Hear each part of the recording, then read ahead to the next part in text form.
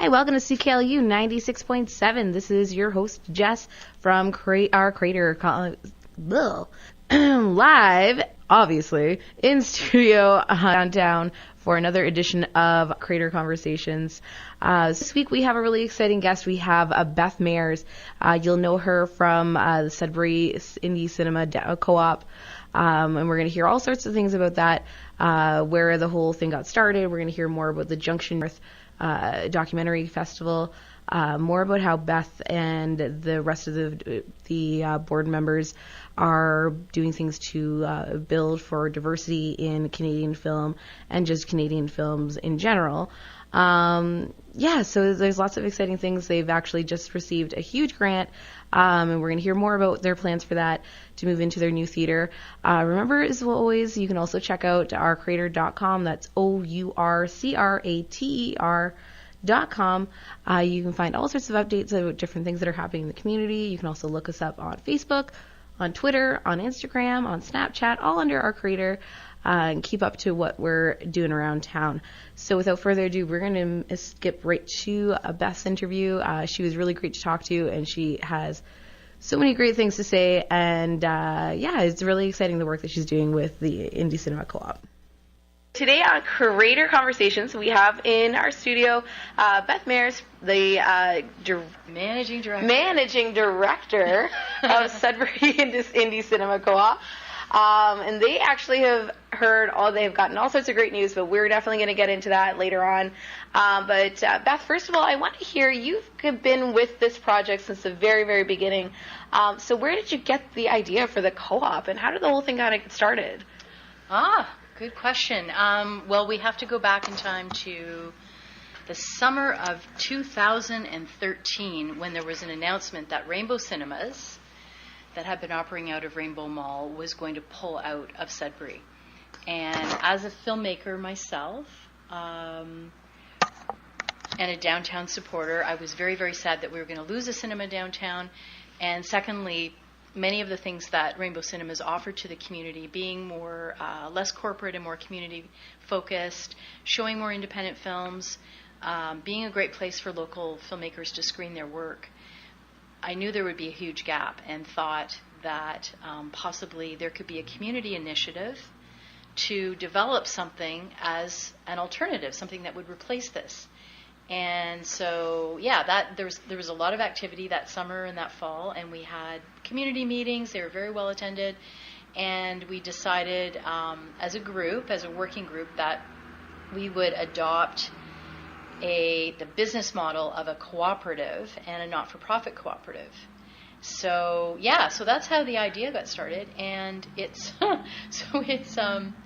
by the time we're in our own space, it will have been 5 years since we started working on this. Yeah. Wow. So when you say a cooperative model, what exactly does that mean for patrons of the cinema?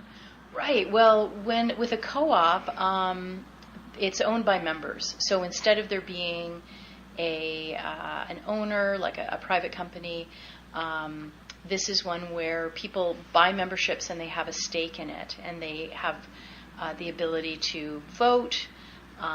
They have the ability to have input into decisions, and that's the cooperative model. Yeah. Okay, so it's not only, it's kind of, rather than say like a traditional cinema, it's very much like it's your theater. You get to have a say in what we're going to show, what kind of events and projects are going to go on here. What do you want to see? Right. Exactly. Mm-hmm. You have no excuse not to show up because you decided what was going to be played. So to get into the actual, so you have an actual physical location, mm-hmm. Which you haven't been able to use so far. And you've done all sorts of other different events. So I know that you do a Women in Film Wednesday. Can you tell us more about your ongoing series? Yeah, so we've been doing, as you said, we do have a space, and that's at 162 Mackenzie, the former Louis de Gonze School. But we've needed, the funders to come together and to have enough money to renovate that space. But what we have been doing the last 4 years is sort of pop-up series, booking other spaces, whether it's Sudbury Secondary or MacEwan School of Architecture or the library. There's so many places that we have screened. But so we have film series, and we also run a couple of festivals. So our newest film series actually is called the First Series. And that runs on the first day of the month. So March 1st, which is very soon to when you're airing the show, we'll be bringing The Square to Sudbury. And that film won the Palme d'Or, which is the highest award that you can win at Cannes, this past festival. It's never played in Sudbury. It's an amazing film. It's Swedish with English subtitles. It makes fun of the art world, and it's an incredible, incredible film. It's won 50 awards worldwide as Best Picture. So we tend to bring festival quality films, some of the best films in the world that are being recently produced, and I'd say at least 80% of the time when we bring it, it's a premiere for Northern Ontario, not just Sudbury. So yeah, and we run. You had mentioned Women in Film Wednesday, so that's a showcase of women directors' work, and women are underrepresented on the screen or misrepresented on the screen, and so this is women's, a woman's eye developing the film, and so that series is very popular. We're into our third year of that. Wow. Yeah, we also run the only queer film festival in north of Barrie that I'm aware of. It's called Queer North. We're heading into our third year. It happens in June. We also run the largest documentary film festival in northeastern Ontario. That's called Junction North, and that happens in November. And once we're in our own space, we've had plans for other festivals and other film series that give groups that are typically underrepresented on the big screen, where we're going to, kind of with our programming, deliberately find those films so that people who are kind of outside of the mainstream get to see themselves represented, and also get more diversity in who the creators are, who the writers are, etc. So for example, we're going to have a Francophone series. And that will be called Cinema Samedi. That would be once a month. And so we'll hear French language films, which will be amazing. We have a series in the works called First Persons Thursdays. And so that will be looking at the work of Indigenous filmmakers. And anyway, so you get sort of an idea. Like we're wanting to kind of work with a broader number of filmmakers than we typically see out of Hollywood. Yeah, for sure. So the Junction North Festival, that's something I wanted to talk about for sure. Now that is replacing the former Hot Docs Festival. Yes. And I understand there's also a lot of implementation of workshops and different things to develop upcoming documentary makers' skills. So can you tell us more about the festival? Yeah. And how your first year went? Yeah, for sure. So yeah, as you said, we had run a showcase of Hot Docs, which is a Toronto festival, one of the largest documentary film festivals in the world. And so we brought a showcase to Sudbury, and we did that for 4 years in a row. We were very quickly the largest showcase of Hot Docs films outside of Toronto. But what we found was we were limited by funding because we were a showcase of another festival. So we were encouraged even from them that we should develop our own name and be more by Sudbury for Sudbury. So just this past year, we rebranded it, and it's called Junction North International Documentary Film Festival. What we've been doing there for the last, I guess, 3 years, maybe 4, is we have an industry forum. And so what we are trying to do, not just with that festival, but also with Queer North and throughout the rest of the year, is nurture the Sudbury-based emerging filmmakers, people who are, even if they're not emerging, maybe even just aspiring. If we can encourage people to get the skills, and if we can bring them together with some of the top people in the industry, that's what we want to do. And actually, very shortly after this show that we're pre-taping airs, I'll say it here because it won't be a spoiler, But one of the things that indie cinema is doing as we move forward is we've made a lot of friends in the industry across Canada, because it's not just these kind of like, marginalized people, like say queer artists or people of color or women who don't necessarily get their work shown. But let's face it, like Canadian films, it's very hard to see them.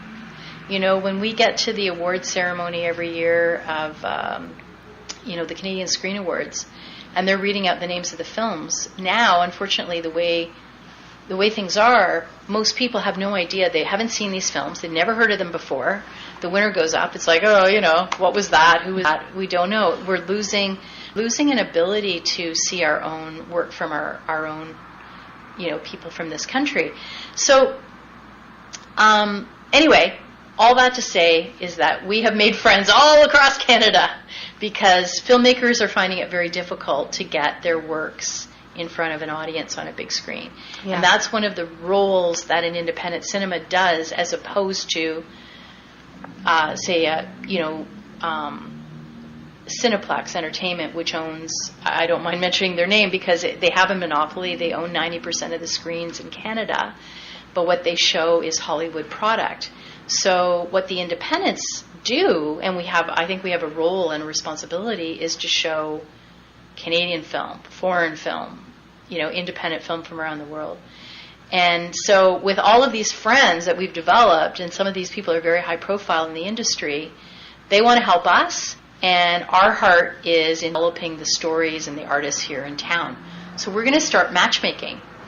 You heard it here first. Nice. Yeah. This is going to be, because we need to raise some money, indie cinema, when we get to talking a little bit more about, like, we had all these wonderful funding announcements, but there is a shortfall there.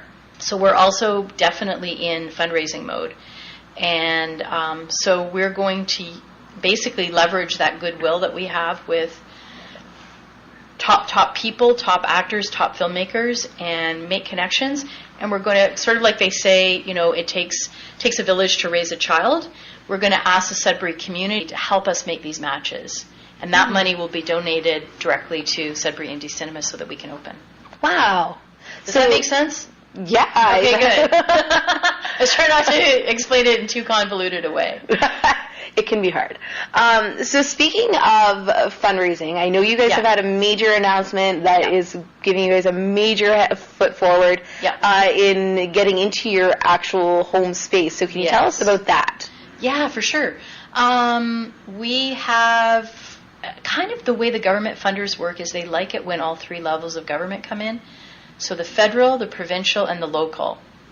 And the funny experience, or odd, frustrating, I don't want to say it's funny because it wasn't very funny. It's been hard. We had a lot of situations where, like a pinball game, that you only get the jackpot when all three grapes or apples or whatever come across the screen.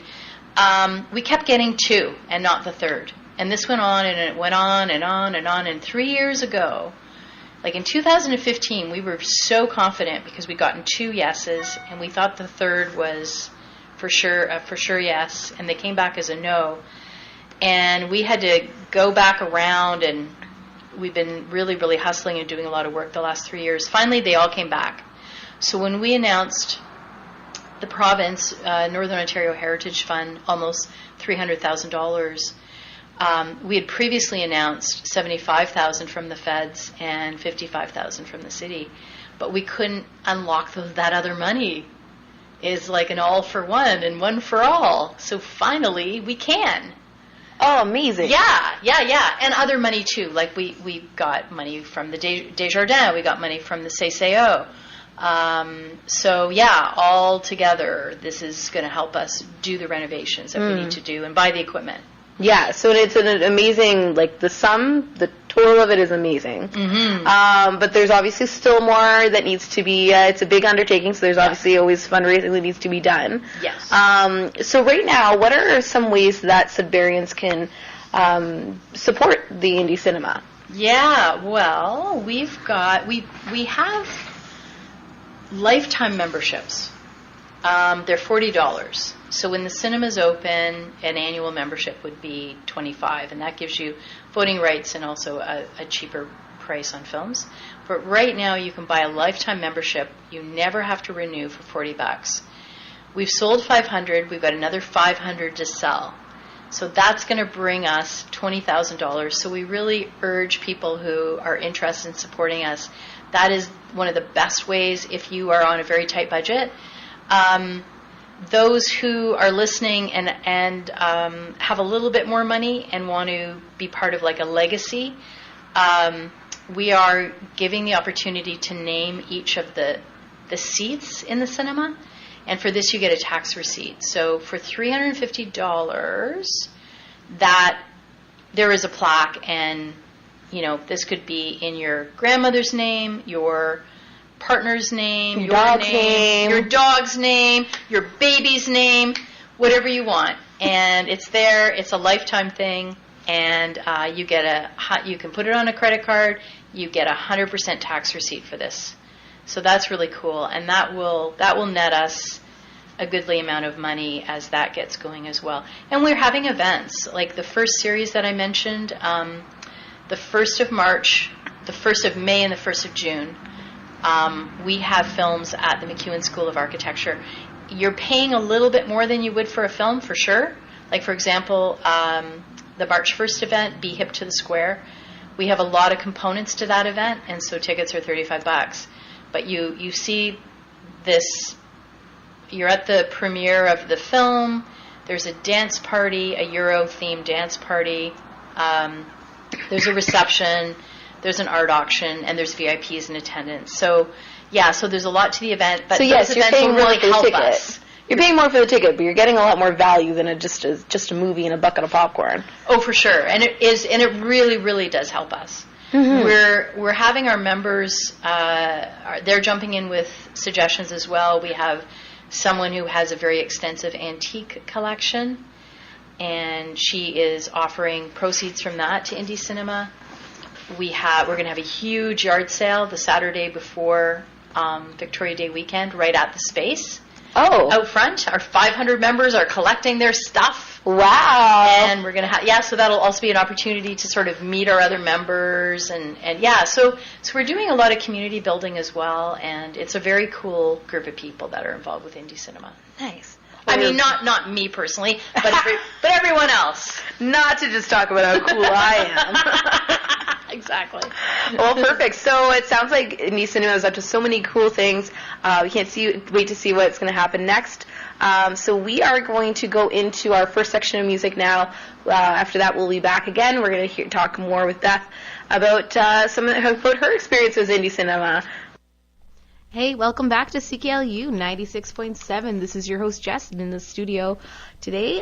So we hope you've enjoyed listening to Beth Mairs. She was great to talk to, so we're really excited about all these updates that indie cinema has going on. If you want to buy your own seat in the theater, you can look up indiecinema.com online, but it's $350, and you can put any name you want on a seat. You can kind of see every movie that they ever play if you think about it. They're taking all sorts of donations. If you maybe even have something to donate for their yard sale they have coming up. And it's also not too late to buy your tickets for Be Hip to the Square. That is coming up on Thursday night. So it's $35 for a single ticket. And you are getting to see the premiere of The Square. I just happened to watch the trailer during the commercial break, and it looks pretty fun. So you should definitely go check that out. I'll be there. I hope I'll see you there as well. So we're going to go into some music now. So first we're going to start off with two instrumental tracks from Matt Foy. He is a local guy. He won just this summer past the Jackie Washington Award at Northern Lights Festival of Boreal. So they award that to a performer from the area every year. Who basically embodies the spirit of Jackie Washington, who was for a long time sort of like an ongoing mascot for the festival. He was just kind of really embodied the spirit of the festival. So we're going to play two instrumental tracks from him. It's going to be Protopop and The Modernists.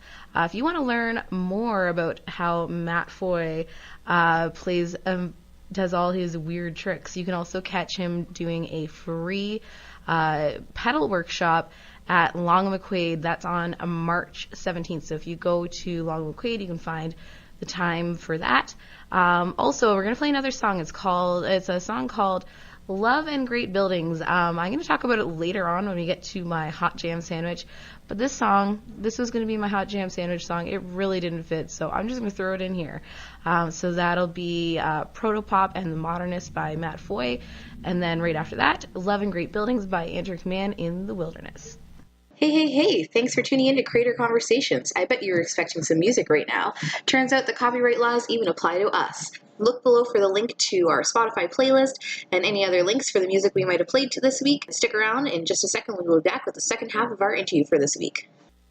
Hey there, welcome back to CKLU 96.7. This is the second half of our 1 hour edition of Creator Conversations. So this hour we have been talking with Beth Mairs of Sudbury Indie Cinema Co-op. So in our first half we talked to her also about the updates on their new grant funding, progress moving into their new space.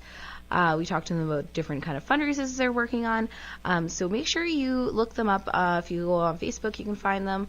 And definitely make sure you are following all their posts, like their page. They're going to have all sorts of different events, like their Women in Film Wednesdays they have coming out that they've had ongoing. They have their Hip to Be Square coming up on Thursday. That is a Northern Ontario premiere screening of the film The Square that won the Palme d'Or at Cannes, which is the most prestigious award you can win at Cannes. So it's kind of a big deal. Lots of different VIP guests coming. $35 ticket gets you in. And that includes not only the film, the Northern Ontario, the Ontario, or maybe even Ontario-wide premiere of this film, The Square. Also gives you hors d'oeuvres and then access to a Euro dance party afterwards. So it could be a great night. Who knows? Maybe you'll meet the love of your life there. You never know. So we're going to go into the second half of our interview with Beth. She's going to tell us more about her experience with film, some of her heroes that she wants to work with, and of course always our creator conversation questions, and then we'll get into our hot jam sandwich. So you'll be hearing from me when we're done with that. All right, we are back again with Creator Conversations. Our guest this week is Beth Mairs from Sudbury Indie Cinema Co-op. So we've been talking to her this hour. In our first half, we got all sorts of history about the cinema, about how you can help, and the updates on what they're going to be working on now that all this funding announcement has come out. But Beth, we want to know a little bit more about your involvement in the co-op. So can you tell us about your history? How did you end up as the director of a co-op? Yeah, well, I was one of the people who initiated the whole community response to the fact that we were losing a cinema downtown. Me and Ian Carlisle, who worked at the CCO, which is a Francophone organization that supports co-ops, we really kind of spearheaded a steering committee and started to just do a lot of work, a lot of grant writing, that sort of thing. I had worked as a consultant in the private and not-for-profit sector for quite a number of years, so I had the grant writing skills. And because I had been working in film, I had some, sort of insights into how to put the thing together. So for a while, I worked as the project manager, and then eventually, when we got some funding to hire somebody for 3 years, and I applied, and so I ended up getting a staff position. So we are. There is only one staff position, so it's a very small organization. My own boss and my own employee. Yeah, yes, absolutely. I write the paychecks, yes. My boss is great. Yeah. Well, there is a board of directors, and they are great. Yeah. Oh, awesome. Yeah. And so the board of directors essentially is who you answer to for your progress. That's right, yeah. So these days, you're all about giving filmmakers opportunities to screen their work. Yeah. But you have also been a filmmaker as well in the past. Yes. So can you tell us more about the projects that you worked on in the past? Sure. yeah, I was working, I guess I have to kind of flip back to my career before because to make the link. Because I got into film making, I think I was probably 50.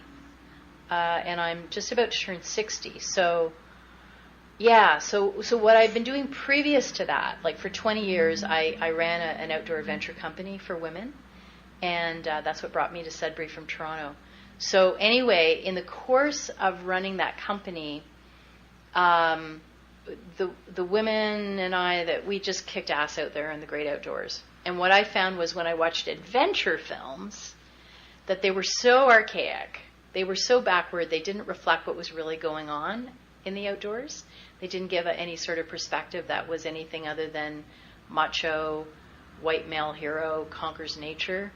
And I found it really appalling. And I would go to, for example, the Banff Mountain Film Festival that's shown here annually, and I would just come out of there, really with a bad taste in my mouth.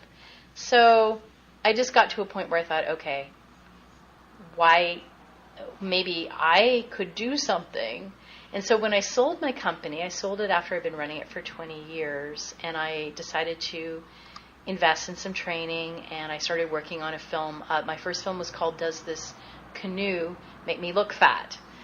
And so it was a documentary where I took 5 strangers from Toronto out into Temagami with a film crew, and we just sort of filmed the dynamics of what happened in a wall. With the people with experience outdoors? No. I think one did. Otherwise, this sounds they were like a kind reality of show. Well, it was really cool. It was really fun. There were some guides, so it wasn't like they were left on their own. So that was the first film, and then my next film was also on that adventure theme. So it was a satire of another film that was made in Canada called Finding Farley, and that was a premise of this perfect couple with a young child that lived in Canmore, and they were very environmental, and they had some sort of relationship with Farley Mowat, pen pals, and then he invited them to visit him in Cape Breton, and they paddled there, recreating locations where he had written books, and there would be Farley Mowat moments. Anyway, this was a darling festival winner, but I just thought it would be very, very funny to do a satire of that film. And my partner at the time and I, our literary hero was Margaret Atwood, and so we did this whole thing about an adventure film with these 2 middle-aged, washed-up women who were trying to get to see Margaret Atwood, and it was all based on a misunderstanding. So they thought that they had been invited to her home, and so they spent a whole summer trying to get down there, paddling. Anyway, they get lost. Every town that they get swept into, they get into the theme of an Atwood novel. Anyway, it's called Awaiting Atwood. So that was fun. And then and then I did another film on roller derby. There was a time when there were 2 roller derby leagues in Sudbury. Yeah. And I found that very interesting, especially the history of why one had broken away from the other, and I wanted to try to understand that dynamic and the tension, the conflicts, the differences between the 2 leagues. And that was very interesting. That was a project that originally I was going to do for 4 months, and ended up it took 3 years. So that came out, and so those are my main films. Wow, that's 4 months turned into 3 years. Yeah, that happens a lot with film. I've heard. So with all the films you bring in lots of different special guests. Yeah. Are there any guests of filmmakers that are on your list that you would love to bring into Sudbury? You mean that we haven't already? Yeah, maybe that you haven't already. You haven't had a chance to yet. Oh, there's so many. Oh my goodness. I don't know. I'm sort of dreaming in Technicolor. There's a lot of, I think with Women in Film Wednesdays, we've had such good luck with connecting with the Canadian. When we choose a Canadian film, we can often do a live Skype Q&A with the filmmakers right afterwards. And if we have the budget, when it's a special occasion, we can fly. If they are in Toronto, we can fly that filmmaker up here. And so we've done that numerous times. But there's so many films like what we're showing tonight. Tony Erdmann, for example, that's by Maren Addy, and she's German. You know, this is her third feature. She won 50 awards for this film, and 70 nominations, including Best Foreign Film at the Academy Awards. Like, yeah, would I ever love to somehow? And this is, you know, like it's really unreal. It's very unrealistic, but I would love to get some of these filmmakers from around the world to develop some means that we could get some of them here. To Sudbury. I think it would be such a boost to have, more mentors here in town, and maybe double up some way where, for example, if it was a notable female filmmaker, to fashion an event around that and get more women who are wanting to take that leap and get involved as directors, for training. I would love that. So like no one specifically, but lots of, there's so many creative people out there who are just doing amazing work in the film industry, and we'd love to bring them here if we could. Yeah. So yourself personally, as obviously filmmaker yourself, running the co-op, what kind of filmmakers do you look up to yourself? What kind? Yeah, are there any filmmakers that you particularly look up to? Oh, there's so many. I do have mentors. Like Tom Fitzgerald is a mentor. He's based in Halifax, and he did A Hanging Garden. That was his first film. It won Best Feature at TIFF. He did Cloudburst. More recently, people may know that. That was at Cinefest. I think it's on Netflix. It probably is. Yeah, look it up. It's on Netflix. Okay. Where all good films go to die. Yes, he did Three Needles. He's amazing. His work is very, very beautiful, and I really admire his work. And he came in as executive producer on Awaiting Atwood, which was wonderful. I've done some work for Tom, but I really admire his work. And I don't know. Gosh, I wish my mind kind of goes blank when you ask me that sort of question. I really like Don McKellar. And both these gentlemen that I'm mentioning have come on as advisory, official advisory, honorary advisory members of the Sudbury Indie Cinema because they believe in what we're doing. I love the work of Annalise O'Bobsawin. She's probably Canada's top Indigenous filmmaker. She's, how old is she? I think she's 85. I think she just turned 85, and she's just completed her 50th film. Wow. She's really such an inspiring person. I could go on and on. I love a lot of independent film. Yeah. Mm-hmm. Yeah, for sure. Yeah. Well, you have to. Yes, I do. All right. So, Beth, from here, we are going to move into our Creator Conversations questions. So these can be a little tough to answer. So, Beth, who do you think is somebody in Sudbury that people should know about, that people just are not aware of their genius, and they should be?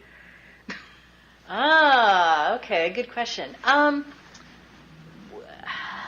The person who comes to mind who is so highly off-the-wall creative and also is a filmmaker, I'm going to give a shout-out to my friend Pierre Bonhomme. He is the ultimate idea man. If I'm doing a brainstorm with him, it is fantastic. He has a really good sense of creative ideas and how to make things work, and he's really easy to jam with. And I really appreciate. I think he's quite genius. Yeah. Yeah. It's one thing to find somebody that you can kind of like throw around ideas and spitball with, but it's another to find somebody that you can spitball with, but then also make things happen. Yes. Make action actually come to light. Oh, yes. That too. That is a tough challenge, for sure. For sure. Yeah. So we have had a big growth in the film industry here in Sudbury. Yes. There's all sorts of different things being shot around town. Is there any location that you think that would make a great backdrop for a scene that maybe has or hasn't been used? Well, I think it has been used. The Grand is pretty beautiful. Where else? I mean, that's the thing. It could be, there's so many places. One of the things that's interesting with Sudbury is that it hasn't been completely gentrified, so you can find little strips that could look like it was the 1950s or 60s, and so I can't really identify, but there's lots of places in town and neighborhoods that I think are very interesting from that standpoint. And I'll give a big shout out to the school that we're moving into. Louis de Gonse School has not been renovated yet, and it has got the feel of a 1940s school. It's got linoleum, big high ceilings, transoms. It has a bit of fake ceiling now, but there's tin ceiling on the top. Like it's really gorgeous, and I don't know if it's been filmed yet. Wow. Before it gets renovated. Yeah, it's really cool. So you're obviously going to try and keep as many of those little details as you can, right? As is possible, yeah. Yeah, absolutely. Yeah. It's so hard when you have an older building like that to kind of modernize it, but modernize it in a way that also kind of keeps that old world charm, that keeps the kind of the historical, I don't know, texture. Yes. Yes, yeah. Yeah, it's important. Yeah. Yeah. All right, well, we'll move from that into our hot jam sandwich here. So, Beth, we are going to, this is our 3-play lineup, so you're going to get to pick 2 songs, and I also get to pick a song as well. We'll throw them all in together. Fantastic. So, Beth, what are your picks here? Well, we're getting ready for this Be Hip to the Square on March 1st, our fundraiser where we're going to have this Euro party, and so I want to throw out some dance music. Never Be the Same by Sons of Maria and Agatha Saron is one of my picks. And the other one I would really love you to play is We Were Young. We're going to play it right now. Yeah, that's what it sounds like.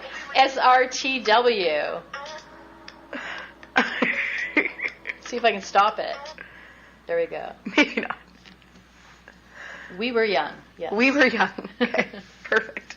Okay, well, a song that I'm going to throw out there.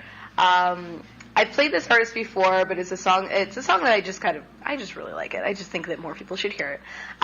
It's a song called Love in Great Buildings. It's by an artist called Andrew McMahon in the Wilderness. I played one of his songs, I think, in my very first episode. If you happen to be the same age as me and you remember way back to when you were in high school, and think of Something Corporate, there was Something Corporate, then there was Jack's Mannequin, and now he's Andrew McMahon in the Wilderness.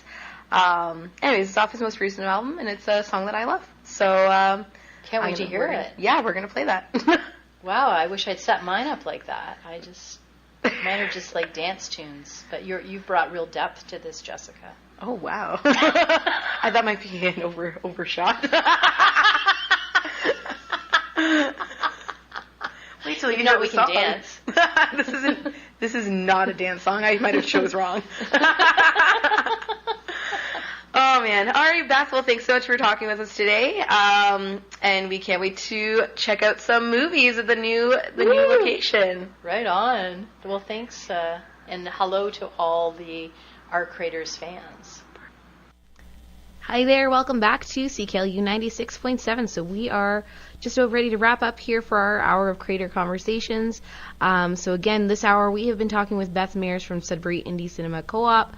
And we've got all sorts of information about updates of what they're going to be doing with this grant money that they've just been awarded, and also updates on what kind of fundraisers they're going to be doing in order to raise the rest of the money they need to completely transform their facility.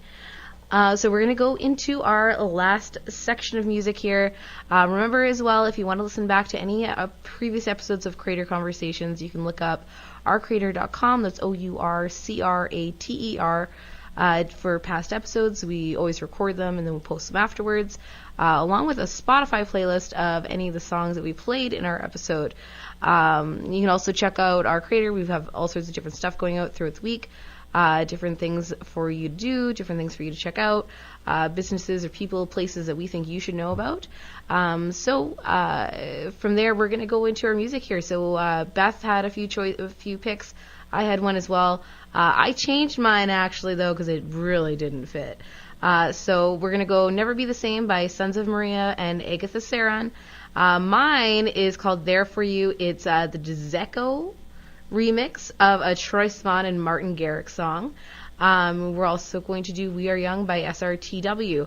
I have a feeling we're going to have to cut that last one short, but let's get right to it so we can get as much as we can in. Hey, thanks for tuning in to Creator Conversations. I bet you were expecting some music right now. Turns out the copyright laws even apply to us. Look below for the link to our Spotify playlist and any other links for the music we might have played to this week. Stick around, in just a second we'll be back with the second half of our interview for this week. Hey there, hopefully you weren't dancing too much to that last song.